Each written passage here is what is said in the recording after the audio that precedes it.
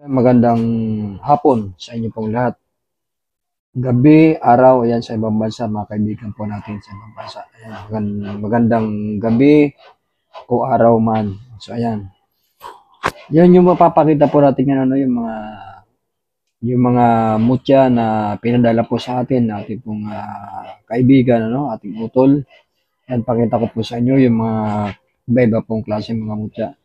Yan, disclaimer lang po sa mga hindi po naniniwala, no? Yung mga ganito po, ito po ay para lang po ito sa mga naniniwala, sa mga tinatawag na anting-anting o agimat, no? Yung mga mutya po ng kalikasan o mga singaw ng mga singaw po ng kalikasan. So yan po ipapakita ko po sa inyo yung pinadala po sa atin ng mga gamit. Yan.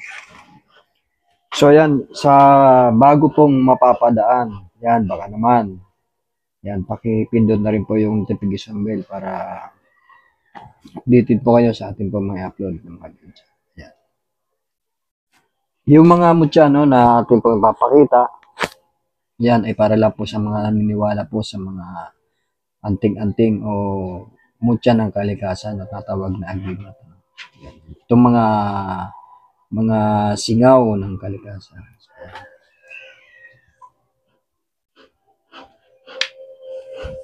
So ayan. So ayan yung mga papakita natin. Yung mga bago natin na nadating ng mga gamit. So ito po yung ayan yung tagusan tagusan siya na bato. Ayan Ayan siya. Ayan. Tinatawag na mutya na rin po ito sapagkat ito po ay gawa po ng kalikasan, hindi po gawa ng tao. Ayan. Ano po ito? Ano siya talaga siya? Butas. Ipapakita ko po sa inyo. Ayan. Ayan. Baka sabihin nyo pa lang po, hindi po siya butas. Butas po yan. Ayan o. Ayan siya o. So ayan. Butas yan o. Gawa po ng kalikasan yan. Ang gamit naman po nito ito po ay nagagamit po ito sa pang-apply po ng trabaho para matanggap po sa interview at saka sa mga lakaran. Yung bang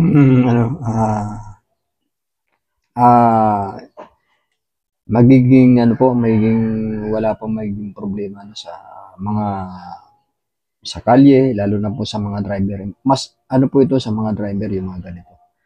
Mas maganda po siyang tanganin kapag mga driver sapagkat alam niyo naman ang driver sa kalsada yan, di maiwasan po yung disgrasya. Ayan, maganda po itong tanganin ng isang driver yung ganito.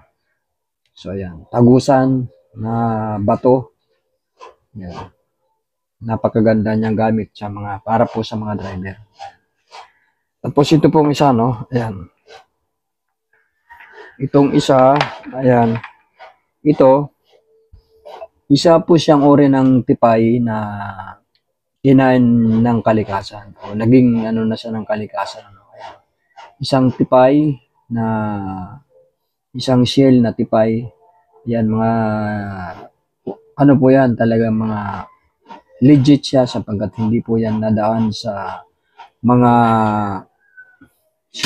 liha-liha, mga ganun, grinder. Legit po yan. Ayan, makikita nyo naman yung itsura niya, talagang original siya. Isang uri ng shell na naging bato na tawag na tipay. Yan, ang gamit naman po nito, ito ay gamit po ito sa kabal.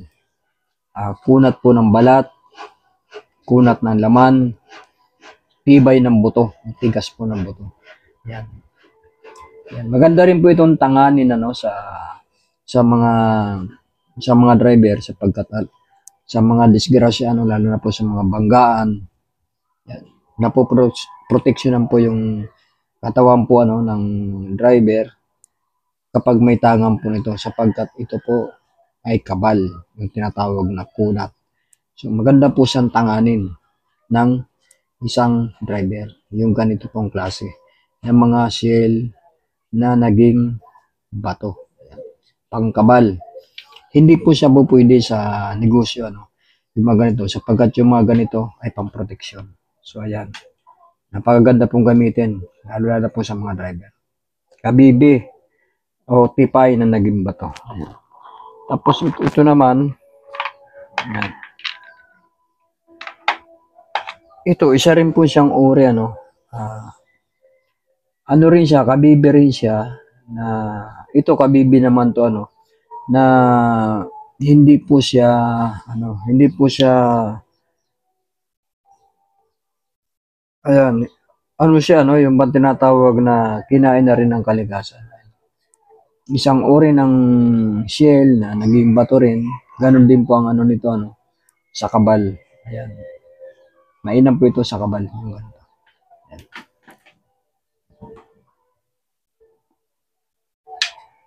So, ayan. Talagang, siya, mainam talaga siya sa kabal yung ganito. Yung mga, mas maganda po talaga ito sa mga driver yung mga ganito pong klase. Yung mga tinatawag na mutya. Ayan. Ito naman, isang uri din siya ng shell na naging bato rin. Ayan. Isang uri ng shell na naging bato. Same din po ang bisa po nun, kabal, kunat, balat, laman, tsaka yung buto, Yan. Pero pareho lang po ng bisa yan. Ang proteksyon. Yan. Maganda pa itong tanganin ng mga driver. Yung mga ganito. So, tapos ito naman, ayan. Ito ganun din. Isa ring uri ng shell na naging bato siya. Yan, pangkabal din. Yan. Yung mga gamit na dumating sa atin, yan. Ito naman, yan, may tatlo pong dumating Ito naman yung sa natawag ko na mutya ng langka yung bang. Ayan, yung tinatawag na mutya po ng langka na naging bato. Ayan. Ayan siya. 3 piraso na dumating po sa atin. Ayan. 3 piraso po yan ng mga gamit na panghalina. Ang gamit naman po nito,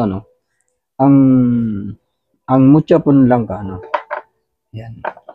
Mabisa po siya sa gamit sa paghanap buhay sa negosyo ba. Lalo na po sa mga tindahan. Yan. Napakainam po nito na gamit yung ganitong klase na mutya. Yan. At ito ay maganda rin po itong panghalina sa tao. Yung ganito. Lalo na po sa mga pagkaibigan. Pag-attract po ito sa tao para maging maamo siya sa'yo. Yung iba nga po ginagamit po itong panghalina sa mga babae tawag na gayuma yung pang ganito. Pero yan ay hindi po magandang gawain yan sapagkat isa po yan sa panlalamang. Yan. So hindi siya magandang gawain. Yung mga gumagamit ng ganong klase na panglalamang sa babae, yung tinatawag na gayuma. So ayan, mainam siya na gamitin. Yan para sa sa negosyo, yung mga ganito. Yan napakaganda niyang gamitin. Natawag na mutya na langka. Yan, 3 piraso po yan na dumating. Yan. Ay no. Yan, 3 piraso. So ayan, anin po natin kung ano po mga gamit nito.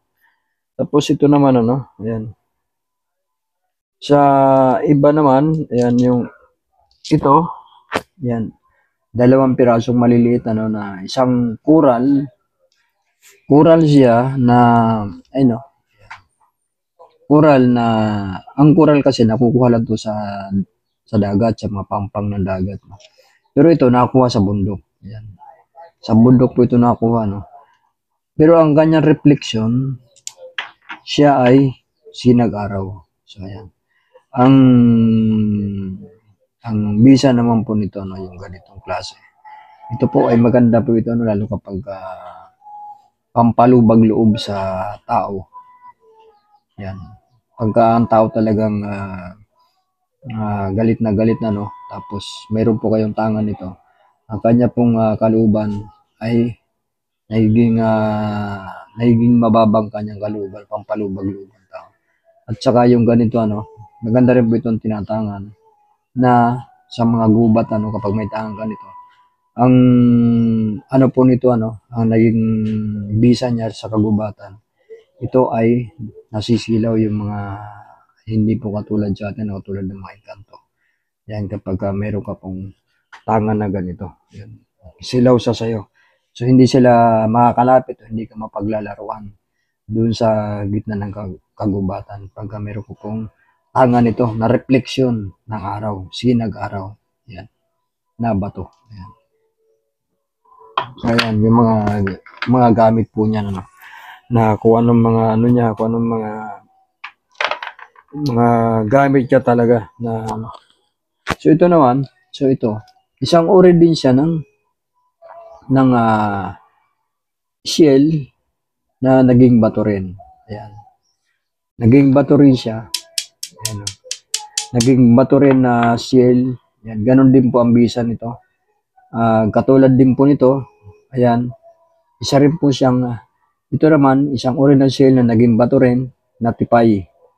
Yan, tipay po ito na parehas po sila sa gamit sa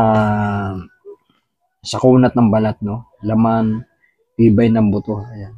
Mas maganda po itong ginagamit sa mga mahilig po magbiyahe kahit hindi po driver kapag laging kasama dun sa biyahe. Halimbawa, back rider o laging pahinante, yung mga ganon ng driver. Basta laging nasa front na nakasakay sa harapan ng sakyan. Maganda po itong tanganin sapagkat ito ay nagbibigay ng proteksyon. Yung tinatawag na baluti sa ating pong katawan. So pagka ganun pong mayroon pong disgrasya sa mga banggaan, ito po yung naging armor po sa ating katawan na natawag ng baluti. Para po yung katawan natin hindi po gaanong masaktan lalo na po sa ganyang mga banggaan ng sakyan. So ayan, kasi po ito ay kabal sa katawan. So nagiging baluti siya, nagiging matigas yung ating balat, laman, buto.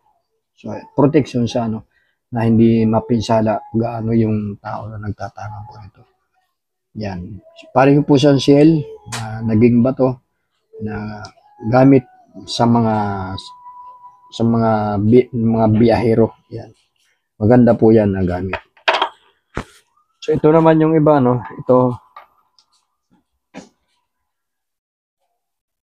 ito naman ayan. Ito naman yung kahoy kahoy na naging bato siya. Ayan yung para po talaga siyang pinutol Ayan. Parang siya ng isang matalas na naputol. So ayan, naging bato siya. Kahoy na naging bato. Yan, mainam po ito na gamit Nagagamit po ito na panipas sa baril, yung ganito. Sapagkat yung mga ganito na gamit, ito po ay dinudurog po yan, tapos sinahalo po yan, o binibiyak siya, Ilinalagay po, sinasangkap po ito sa mga gamit tulad po ng sinturon, garapas, sa mga baon na gawa. Yan. Kasi ito po ay panipas. Yan. Round siya, panipas, pangubol, tapos pang diskomunyon sa mga armas. Kaya hinahalo po ito sa mga gamit yung ganito. Yan. Isang uri ng kahoy na naging bato, yan, na mainam din po na gamit. Pwede po siya, hindi na po basagin siya o durugin. Yan. Pwede po siyang tanganin Yan. Nagbibigay din po ito ng proteksyon sa magtatangan po sa kanya. Yung ganito pong klase na tawag na agimat, kahoy na naging bato. Yan, legit po yan. Wala pong retoke yan. Isa rin po ito sa napadala po sa atin pong kaibigan. So yan. So yung iba yan pakita na rin po natin itong mga iba gamit. Ito naman, yan yung umpukan, yan na bato na umpukan na nagagamit din po ito naman sa negosyo. Mainam po ito na gamit sa tindahan yung mga ganito. Panghali na po sa customer. Yung ganito. Sa mga tindahan po, ano, po pwede lang po itong gamitin. Hindi po siya po pwede na pang proteksyon sa sarili. Hindi po siya obra. Siya ay para lang po sa negosyo. Batong umpukan. Yan. Sa negosyo po nagagamit ito. Lalo-lalo na po sa may mga tindahan. Yung mga ganito. Yan, napakainam po nito na gamit. So, yan. Yung iba, pakita na rin po natin, ano, yung ibang mga gamit. So, sunod po natin upload, pakita po natin yung iba po na mga gamit. Yan, at para hindi po humaba po ating pong video. Yan, sa susunod po, abangan nyo yung iba na mga gamit na nandito pa na aking po papakita na pinadala po sa atin. So, ayan, maraming pong salamat ano, sa mga subscriber, sa mga silent viewers ni Commander Kalanchaw. Ayan, maraming pong salamat. Yan, God bless po sa ating pong lahat.